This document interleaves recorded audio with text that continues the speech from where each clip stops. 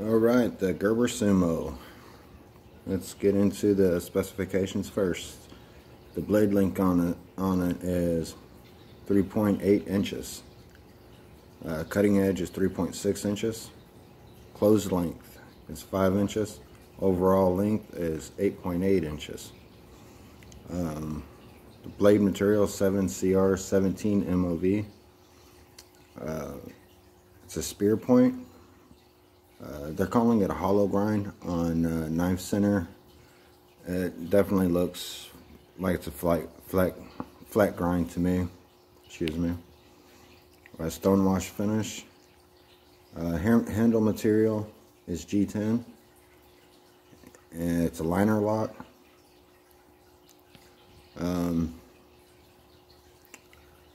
then they're also calling it, excuse me, not a liner lock. It's a pivot lock. So opens and closes. That's their system. They're kind of copying a Benchmade on that. And it has bearings in it. They're not saying what kind of bearings, just bearings. And the weight on it is 5.15 ounces. Okay, so obviously the best thing about this thing as far as material goes, seems like it's going to be the G10 scales. But the lid material, from what I understand, that is something they put in a lot of kitchen knives. This thing gets sharp. It can definitely get sharp, and it gets sharp easy.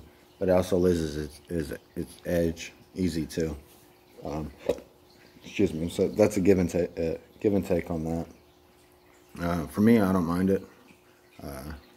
I'm a fan. Personally, I'm one of those people that's a fan of Oz 8, just because it's easy to sharpen, and I don't have to sit there forever trying to get a blade sharp. The pivot lock is going to work like Kershaw's access lock, so it's hard to shut because the way this is set up. Basically, you pull this back and it swings freely. Now, what I want to talk about, overall, I like the knife. Overall, it's a cool knife. As a matter of fact, when this is over with, it's going in my pocket, and I'm gonna, dare I say, I'm gonna replace the Rat with it, the Rat 1 with it. I am somebody with large hands, and with the size of a large glove, this thing fits me great. But when it's closed and it's in my pocket, it doesn't take up a whole lot of space in my pocket. I like the way it sits in my pocket. What I don't like about this knife is the pivot lock.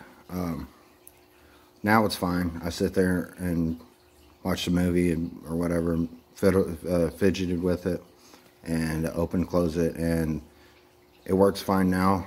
At first, that spring was super tight, and to the point where it was, it hurts your fingertips.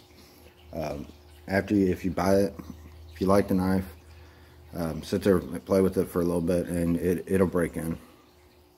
Or at least this one did.